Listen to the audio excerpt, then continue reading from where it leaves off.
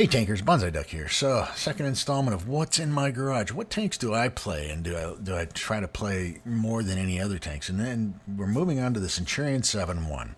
So we at last video we did the Centurion 5-1 rack, and really enjoyed that. Really enjoy that tank a lot at tier 8. The Centurion 7-1 is probably one of my favorite tier 9s. I play a bunch of mediums, but this one is always kind of my fallback go-to. The 7-1 is it's a fun tank. A little slow. I mean, it's got a 50-kilometer top speed. I've been toying with the idea of maybe dropping the purple loader to put in a turbo. I'd really like to get the purple turbo, but that's apparently only for special people. Uh, but in a hold down environment or a hill creeping environment, this thing is it's got laser beam accuracy, I think, and just a nice hitting gun. You can throw in some Hesht rounds, which are 210 penetration, and they can really lay down some damage if you get some good penetration there. It's a nice versatile tank, in my opinion. It was the tank that I really took the time to learn. It was probably one of the first tanks that I took the time to really learn how to play instead of just hard charging through a line. And I ground all the way up to it. I played the Centurion 5-1, the tech tree before the rack came out, and then I got this thing and I kept playing it, kept playing it, learning how to play it. And that was, obviously one of the most important things is learning how to play the tank. What is it good at? What is it not good at? What can it do? What can it do? And the 7-1 has just got a soft spot in my heart. So we're going to take a look at the Tanks GG, and then I got a video I'd like to show you about it, and then we'll just we'll go from there. But the Centurion 7-1, like I said, it's just a fun all-around tank. So let's see what Tanks GG has. All right, so straight out of the box, the Centurion 7-1's got 2,179 in DPM. I mean, pretty good DPM. It's got a 105 millimeter gun with a 268 penetration, 390 alpha in the standard round. If I fire the Hesht round, one of the Hesht rounds, there's two Hesht rounds you can fire on this thing. It's a 210 with a 480. Ouch. And then the other one, of course, is a 105 with a 480. Not cheap rounds by any stretch of the imagination, to be honest with you. So, I mean, the gun, if you grind it all the way to the top, again, 100 is a 105. And, it's got a 0.31 dispersion. Aim time is 2.21. Reload is 10 second. Now, I've obviously worked that down because I have a very good, what I think is a very good crew here. So they're working on their 6th skill. Overall speed, like I said, is not that great. I mean, it's a 50 kilometer, top speed, 20 in reverse, so you don't want to get caught, but it can hold up. I mean, the armor wise is pretty good. If we look at the live view here, we can see obviously where the majority of the armor is at, and that's in the turret area. Obviously, there are some weak spots, and of course the hull is not something you really want to put out there a bunch. Anyway, it can do some side scraping, but since it is a forward turreted tank, that is hard. It's not easy, and I'm not a good side scraper in the first place, but it can. But if you can put this thing behind a rock wall or something like that, you can really get some good bounces out of it. 10 degrees of gun depression really make it nice for shots. When you're coming over the hill, just makes it one of those tanks that's just fun to operate and a good tank to learn how to use for mediums. All right, so we compared the base tank straight out of the box compared to what I have. Now, what do I have? Well, I mean, obviously I have purple equipment on everything. I do run food, so we'll throw our food on there. My crew does have Brothers in Arms, among other things, so we'll throw that on because that's a big boost. And once we do that, I mean, we've jumped up to 2,787 in DPM, all right?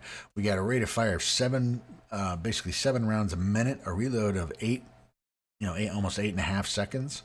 Gun handling is dropped, dispersion down to 0.28, aim time down to 1.99, and of course this is purple equipment, right? My speed is still 50, although I did get some good soft stats on the terrain. View range, goes from 410 to 451. Again, I have a really good crew in this, so I can do without optics on this. It's to me, at 451. I've expanded the optics as far as I can with the crew. Now, of course, if I were to throw optics on top of there, right, that might change some things. But in my opinion, as your crews get better, you can start utilizing your equipment differently. And so I just find that is an easier transition for me than to sit there and waste an equipment spot with optics. I'd much rather have the loader and the vert stab, maybe even a turbo if I could just get my hands on a bounty turbo. Not a bounty turbo would be great, or a purple turbo. That would really be nice. I'm going to show a video where I think I utilize the armor, or at least the turret armor, fairly well, and the show some of the mobility issues that I have with the tank, and then I'll come back and give you my final thoughts. All right, so here we are in Emperor's Border. We're in a tier 10, tier 9 game, so bottom tier, medium. But, it's a tier 10, this tank. I mean, it can still hold its own.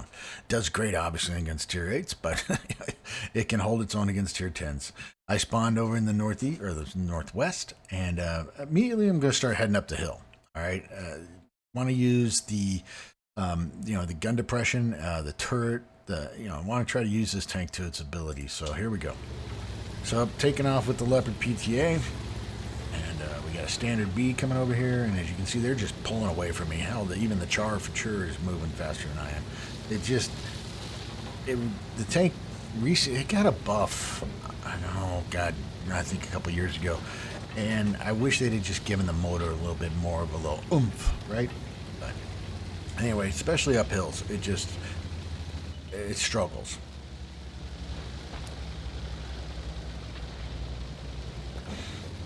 Alright, so we're coming up the hill. We got a char for sure for the enemy team down low. Obviously the heavies are headed down south. And there's a Bat Chat 25T. This tank is poke and shoot. Poke and shoot. Nope, got tied up there. A little wide turn. I drive better than that, honestly. I just don't drive my tank better than that. All right, so the standard B, he's going to chase down the Bat Chat, and I'm like, okay, those two are taking it. I see we got a standard. I take a shot from him, but I managed to deliver one. I decided, okay, now I'm going to try and use my armor and the accuracy of my gun to force him back down.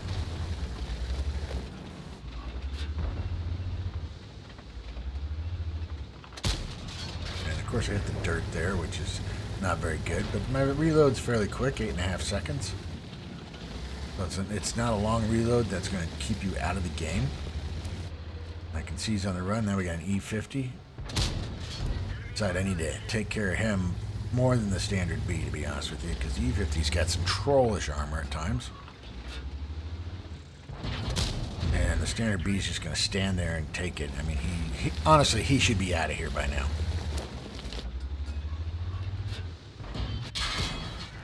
Does put a shot into me. Now, where did that get me? All right, looks like he caught me right in one of the soft spots, and that's right there. There you can see where I bounced right off the commander's hatch, and obviously I'm seeing some scrapes across the front of the turret. All right, nothing down in the hole yet. So, doing good there. Our standard B takes care of him. E50's coming back out. Done some side scraping. I managed to put a shot into him. So the penetration on this is nice. It's nice sometimes. Now it is running APCR as its standard round, so that's always a good thing. There's another shot into the E50. As you can see, our heavies have run into their heavies, and their Comp Panzer 50T has gotten in behind us along with a 257. So our heavies are starting to scream for help. So we've got to make a move here. Ghost shell. Not sure where that went.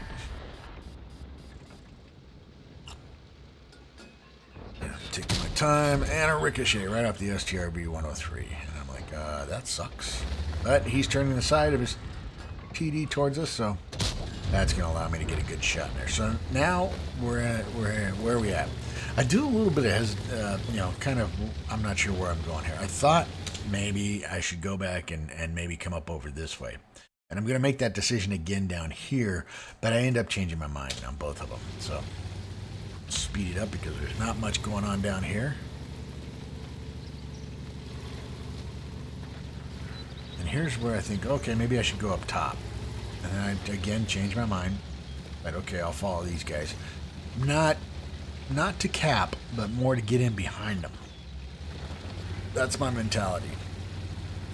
Alright, we'll speed it up here. Speed it up, because I'm slow on the hill.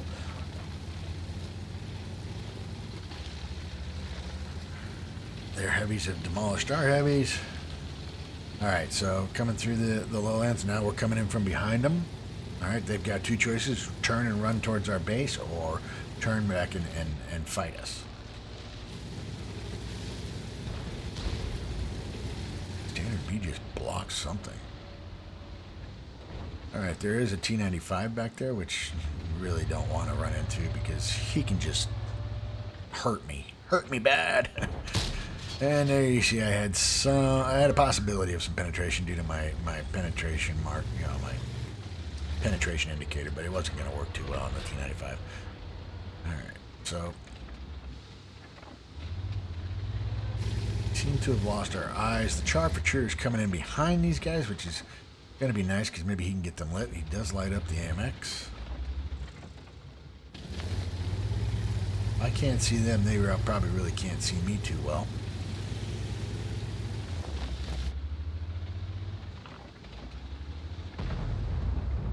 Alright, so there we go. There's the IS-4, which I'd bounce a shot off of. Try to move in here, see what I can do.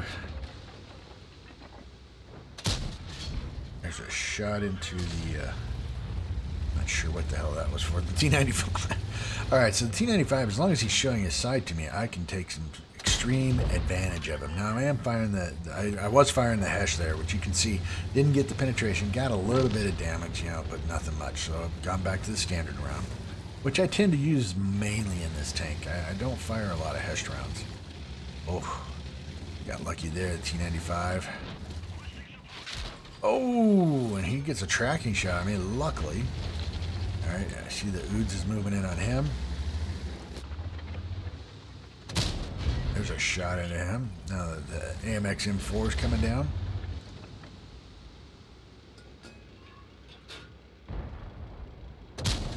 There's a tracking shot on him and some damage. Yak Tiger's coming in on the AMX. And I'm able to take out the T-95 for the win. I managed to squeeze out a first class in that thing, and of course I got fire for effect. 124,617 in credits and 8,575 in experience. I did 4,149 in damage, got one kill for a base XP of 1143. So right behind the Charfouture as far as base XP. Although I was, number 2 in damage, so I can't really complain about the game. 18 shots were fired, of those 15 hit, and of those 11 penetrated. I did block 1,480, so again, to the armor.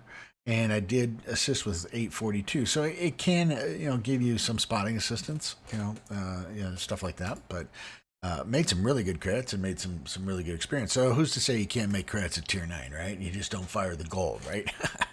But like I said, I think that video displays a lot of the pros and cons of the tank. The mobility, obviously, but the ability to use the armor, the turret, in a hill creeping environment or in a mode where you can, use your gun depression to cause damage and inflict pain and stuff like that. I think that it shows it fairly well. So, give you my final thoughts here in just a second. All right, so some final thoughts on the Centurion 7-1. Well, like I said, I thoroughly enjoy this tank, and if you can get past the inability not the inability, if you can just get past the lack of quick reactive speed, I think it is a very useful and still relevant tank in the game. It's a great line to really learn how to play mediums in. Next to the Russian 140, the Object 140 line, I think this has got to be one of the tops. It doesn't have the burst factor of, say, the French autoloaders or the Italian autoloaders, something like that. I find it to be a much more enjoyable line to play, and I enjoy playing it. So, my final thoughts is I think if you're grinding mediums and you want to become a really good medium player, you have to go down this line. My next tank to move on to will be the tier 10, the Centurion Action X, and I think that's going to be that one could be a little tough to come up with some decent games to try and find some decent games. It's got a little bit more mobility than the 7.1, and but of course you're at tier 10, so we'll see how that goes. But as far as the Centurion 7.1, in my opinion, I enjoy it. I think it's a great tank, and I hope you guys will enjoy playing it too, for those of you who want to. So that is my my basic, I guess, review of the Centurion 7.1 in my garage. If you liked the video, hit the like button. Keep those videos coming. I greatly appreciate it. Please remember to hit the subscribe button. This is Banzi Duck out.